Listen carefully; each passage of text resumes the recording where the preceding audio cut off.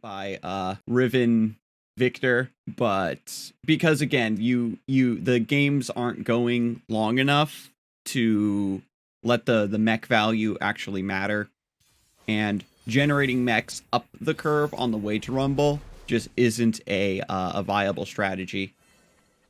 Wow, somebody's actually trying Akshan Udyr again. I could certainly see this deck beating us just because we aren't aggressive enough early. We just kind of transition into like a rally attrition deck once everything goes right for us. So Scrying Sands lets us bully Akshan if they get it early. Forces them to have like Troll Chant and stuff, which they're going to have. Fallen Feline on turn 1 is great. Get one of these shuffled into the deck. Try to go for some burn. I really got turned onto this deck from Fight Night EU. We've seen it on the ladder before. I was talking mad shit on it back in the day because I always felt it was just like, haha, I'm just going to, you know what I mean? I felt like it was just a very one-dimensional rally deck. I'm going to predict 4 times, level up my EKKO, and then like go in. But I've seen now, after watching the deck be played at a higher level, what the list is actually capable of. They aren't going to give me the trade with Vulpin, which is great. We just get to keep going ham. We get the ZILEAN now. All these predicts are great too because you're getting like, you know, drop border and Hexite crystals and stuff set up. So this is going to be a wild match because this is not the sort of matchup that you normally play, and that's for sure. We can go for Time Bomb probably. Yeah. We'll just take the safer trade, obviously. Thank you. They didn't go for Troll Chant or anything, which is weird. I guess they can go for Boar Stance. They really want to save the Vagabond here. We drew into a second Time Bomb, though, so they have to make that decision right now.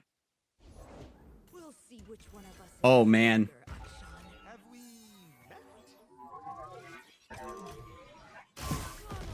So they can still save Akshan. They have enough for the stance. Yep.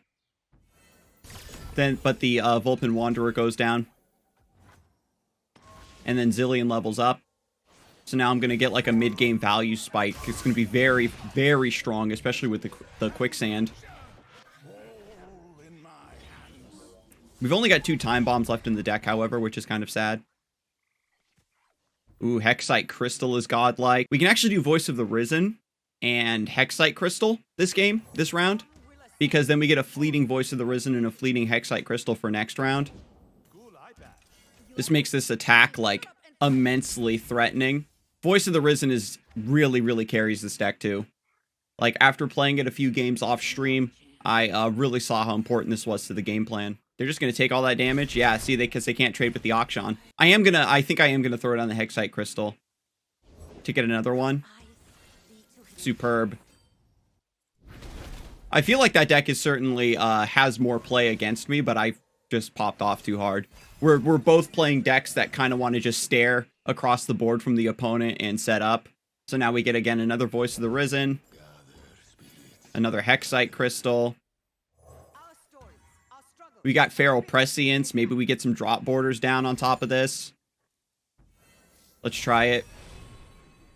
Oh, that's too bad. I guess we want EKKO. Yo, what's up, Biso? Welcome in.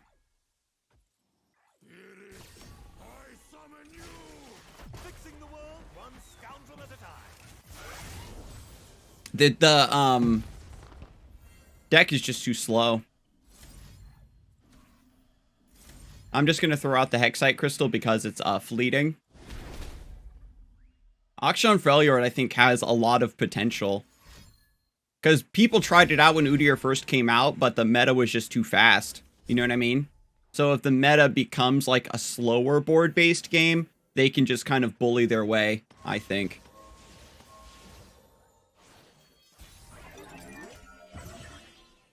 Oh, that's right. We get the Feral Prescience. Let's go for this first. Damn. I was hoping we can get, like, drop borders or something. Actually, we want to attack, like this. They have to have, like, 3 sisters, etc., etc. and I've got Absolver. You know what I mean? The deck's not built to stop the opponent from setting up. You have to focus on your setup being way stronger.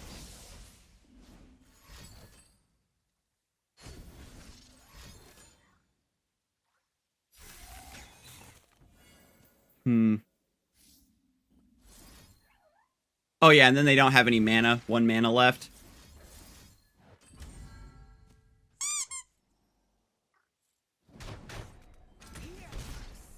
Oh, that's right. The other one dies, so it takes away the, what's the name? No, I trolled there. Absolutely, absolutely trolled. I put the wrong guy on the wrong guy. What do we want to draw next? Station Archivist? We've got to play EKKO at some point to get the Chrono Breaks in the deck. Yeah. Would, putting the Overwhelm on the ZILEAN would have mattered? Yeah, I definitely messed up. Desert Duel. That's fine.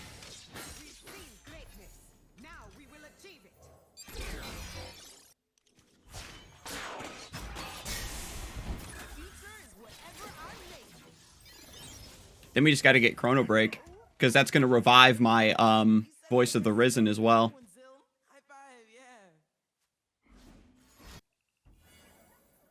We have to keep 3 mana open, so we have 6 mana. So we have enough to go for Ancient Prep and Scrying Sands to get the Chrono Break. Well, to put it on top, rather. These Runeterra Twitch numbers are looking abysmal. I know, it's sad, right? Because, like, the new,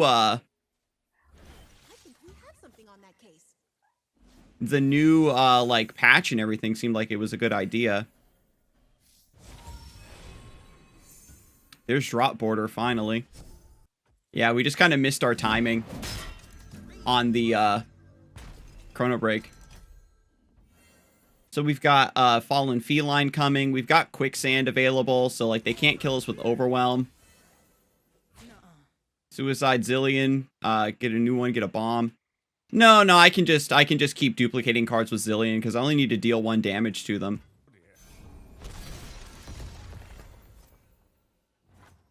I think I can just attack and I'm wider than them. Because last time they had to do Quicksand and Flash Freeze. Because I'm +2. Lucky.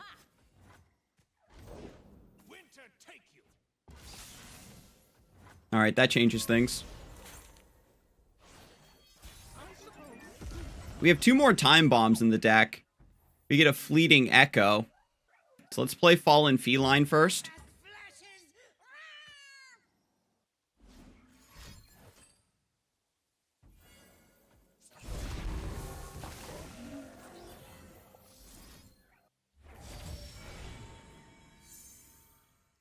Skip. Station Archivist. Feral Prescience. Yeah, I mean, like the gameplay population is good, but like watching streams of the game has been on the decline. Like even the YouTube numbers seem fine. Feral Prescience. Yeah, I can't hit.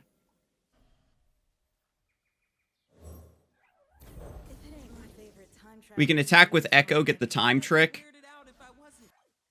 They've only got 4 mana, so no Siphoning Strike. Ah, they got Grappling Hook. Very smart.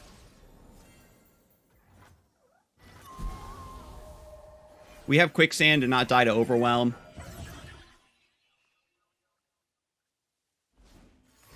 I wonder, like, once they do, like, what's the name 2.0?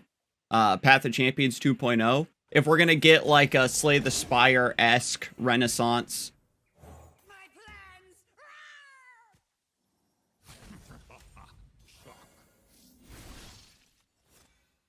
They could be running Absolver. Most likely are.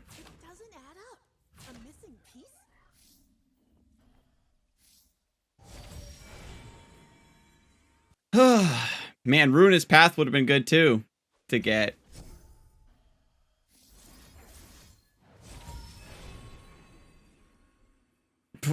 Damn it.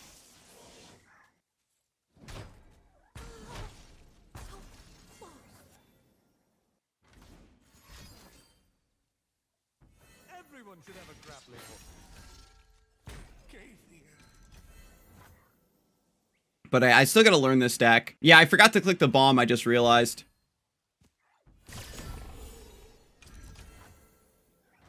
Because that deck can't rally. There's drop border, Jesus. Yeah, I trolled by not picking the bomb off that last predict. I tunnel vision too hard on Hexite, Crystal, and Chrono Break. God, I threw that game so hard like 6 times. It's Legna's site. He has all the games played on Masters and High Diamond. Oh, well, there you go. We don't need... We high rolled the Voice of the Risen last time, but we don't need it earlier. I don't know. That was... Yeah, I trolled that last game like 100%, but at the same time, I felt like I got really unlucky. Like, I predicted like 9 times and couldn't get the Hexite Crystal to save my life. Why'd you kick Time Trick? I don't think that we need to cast it early. When we've got other just body developments, and Time Trick is a little bit more appropriate. I'm going to play ZILEAN into the Rockhopper because it survives the trade. And I don't mind if ZILEAN dies. I feel like it's better to save Time Trick for after EKKO levels up, because you get to predict and then draw the card. And it also allows you to set up multiple predicts in a row, right?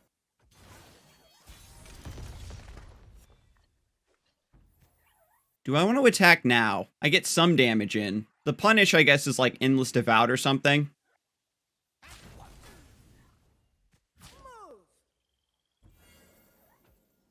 Yeah, and then, like I said, I was tunnel visioning too hard on the card I wanted and not a card that would win me the game. Because I passed up on a Time Bomb and I think Ruinous Path. Rather than just predicting once and let it go, I like kept predicting multiple times. Do we care about Quicksand in this matchup?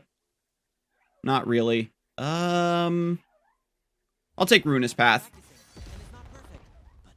If your prediction is correct, we have much to look forward to. Stands beneath me and winds behind me. I'll take the Time Bomb.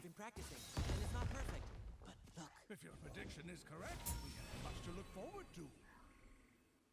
Is it me, or is the 0 requirement went up only by 1 when fully counting landmarks? No, they didn't increase the requirement. It's been 13 for a while, ever since he got nerfed during the Aurelia Azir days. But they just changed it so he counts landmarks now, so he's busted. It's mostly Xerath that carries this archetype, to be honest. Azir's only purpose is to level up really quickly to advance the Sun Disk. Do I want to ruin his path now? No, I'll wait.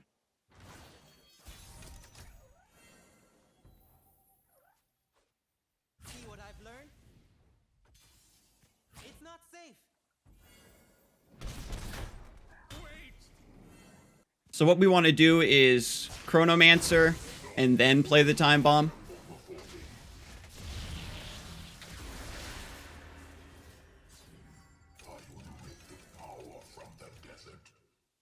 We could Pharaoh Prescience, actually, to try to get EKKO and then draw him off of Time Bomb. I'll take Fallen Feline.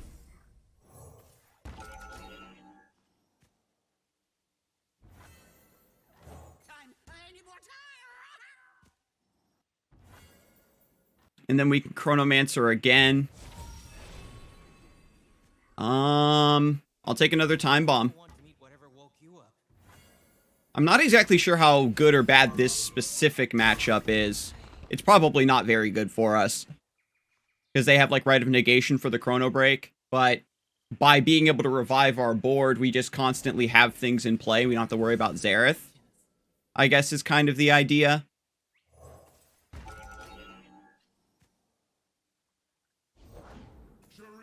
Your emperor has returned.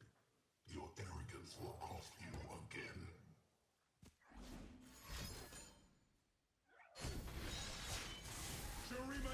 land and sky, past and present.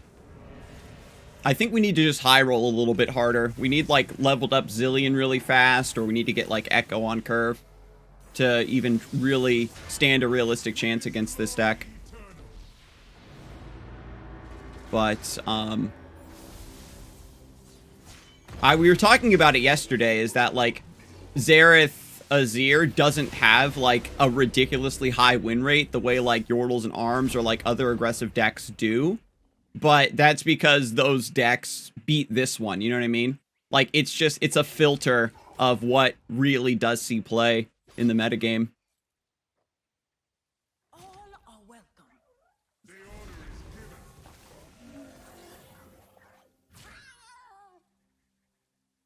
Don't touch it. Heed our words. So this turns on our Ruinous Path.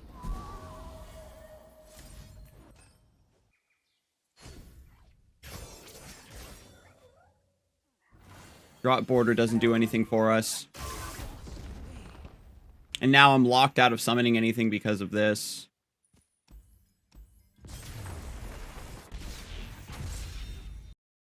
The line is probably not to go so heavy on the predict line, like I just played like a ZILEAN and like triple Chronomancer and stuff, is just get 4 predicts and then look for the cards that you want. Targon's Peak. Rite of Negation, I think we can keep. This lets us stop Balesight. And I think I'm gonna kick the Feral Prescience as well. Actually, you know what? Forget Rite of Negation. Because, like, if they play Targon's Peak on 5 and She Who Wanders on 6, or Feel a Rush or whatever, me negating that isn't gonna win me the game, right? So, it's better for me to hit, like, Fallen Feline and just go ham. I don't think this deck is aggressive enough to beat Targon's Peak by any stretch of the imagination.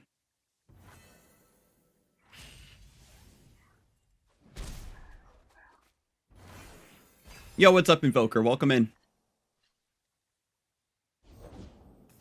But I mean, if we can hit EKKO with double Voice of the Risen, we might be able to make something happen. I don't want to meet whatever woke you up.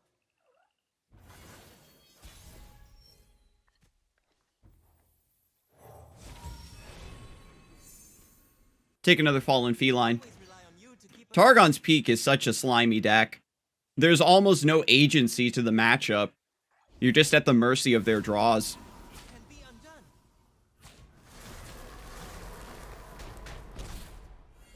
And I say almost no, because there are some things you can do. If you're running landmark removal, removing the Peak sometimes lets you get a big tempo advantage if their hand is really bricked.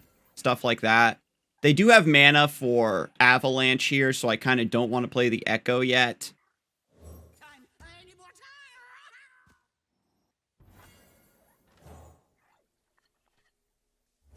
I think we have something on that case. I'll take the Scrying Sands so we can predict, get Hexite Crystal. I do need the Feral Prescience to level up EKKO, so I guess we will take Feral Prescience.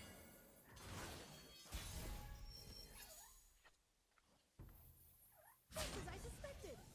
I lost 3 games in a row because they all had Feel the Rush on turn 6. That's what I mean. I've had like wide boards like this and you feel like you're in a good position and then they play like double Blighted Ravine or something and then you're just like, okay, never mind. Ironically, the reason Targon's Peak is seeing play is, I would say, directly because of the She Who Wanders buff. Because it's a card that if you high roll it on 6 can more directly just win you the game because it discards your opponent's entire game plan. So that Umbrellian Sol was their 0 mana card. I think I need to save the EKKO. I don't know. I'm just going to play the EKKO, I think. Yeah, that was a really bad change. I think picking up Time Trick is correct. I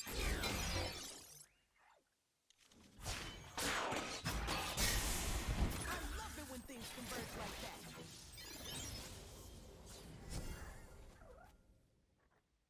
I could play out the Voice of the Risen here, too. Time in the world. Some will ascend. All will become legends. So even after this board gets wiped by Blighted Ravine, I still have some reasonable threat on board. And hopefully Time Trick finds me Chrono Break, and then we're Gucci. This protects my board somewhat from She Who Wanders, too.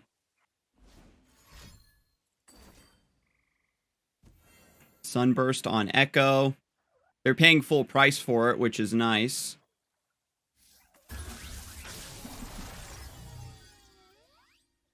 Station Archivist can't find me Chrono Break, so I'm going to skip. All coming back to me now. Just Rite of Negation. Let's negate this.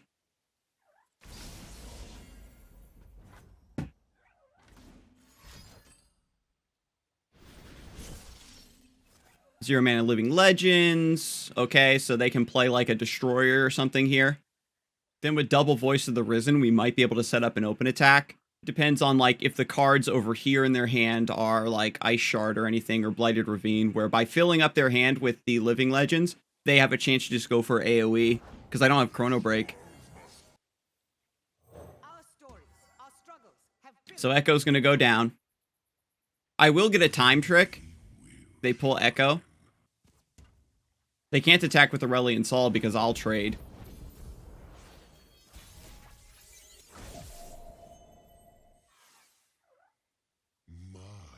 Another Rite of Negation.